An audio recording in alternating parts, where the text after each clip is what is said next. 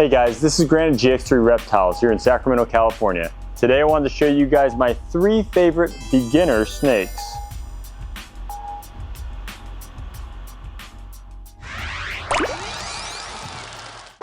One of my favorite beginner snakes is corn snakes.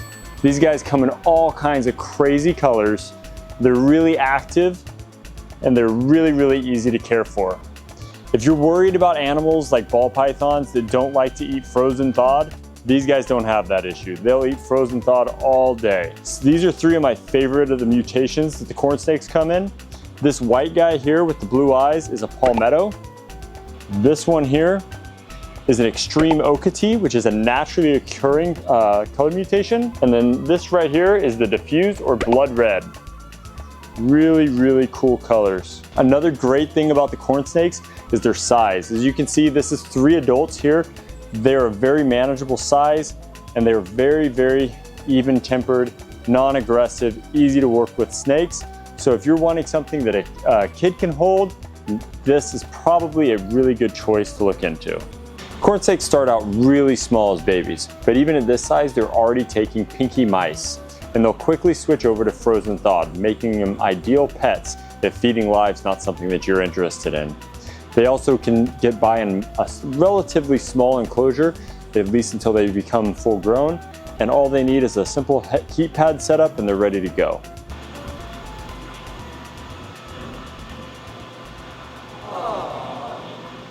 Next on my list is the boa constrictor. This is a BCI boa constrictor. It's a motley VPI T-positive Key West. And it's a really beautiful snake. And if you're thinking that this snake looks way too big, you're right, this is a large snake, but not all boas get this size, especially if you're looking at the Central American boas, like the Nicaraguans, they stay relatively small. But this snake is awesome, super beautiful colors, eats frozen thawed, no problem, but they will require a little bit of a bigger enclosure. But if you're into boas, but you don't want anything that gets too large, a lot of the Central American boas, like this El Diablo boa here, really manageable size. This is an adult male here, and this guy is awesome. He eats frozen thawed, no problem, beautiful snake. And another great thing about boas, live young. So if incubating eggs is a deal breaker for you, no problem with these guys.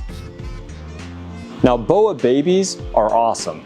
They come right out, live young, they're ready to feed after about a week. Really manageable size, not too big, not too small. They grow relatively quickly with weekly feedings, so you guys want to have an enclosure that's big enough to accommodate the size as they do grow fairly quickly. Typically, these guys will reach adult size in about 2.5 years, but they'll continue to grow throughout their life. This is a baby El Diablo, which is a T-positive albino mixed with the recessive blood gene. Really cool orange snake.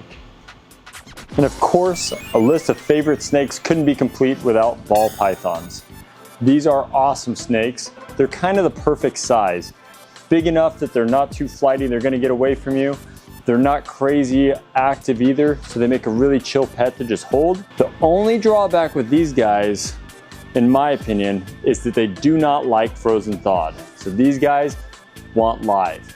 So if you're local to us, no problem, we've got you covered with the live rodents, but you're gonna wanna make sure that you have a steady supply of live rodents. Oftentimes you can get them to take frozen thawed, most of mine do, but it can be a real struggle, especially when raising them from babies. I prefer the bright colors. You've got a pastel super vanilla here, and a desert ghost clown here. But these guys come in all kinds of colors, which is one of the reasons why these make such popular pets. These were the first snakes to really start bringing in some big money when people started breeding the different genes to get the colors that they desired. And ball python babies are really easy to take care of. The way I get these started, typically I'll feed hopper-sized mice for the first few feedings, but I quickly switch them over to rat pups because I want these guys feeding on rats. If they get stuck on mice, it's going to be a lot harder to get these guys feeding once they get over 500 to 600 grams. So you definitely want to switch these guys over to rats. You can even start them on rats from the get-go if you want. I just personally have really good luck using hopper mice for the first couple of feedings. You'll notice here I've got the desert ghost clown.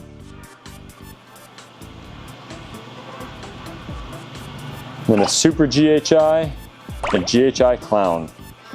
all kinds of colors and variations.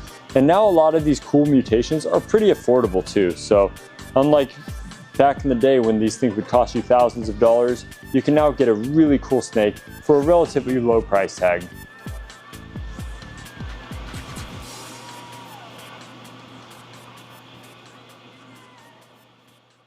Well, thanks for watching, guys. And don't forget, if you're in the Sacramento area, visit us at GX3 Reptiles right over off Fruitridge Rd, open 7 days a week.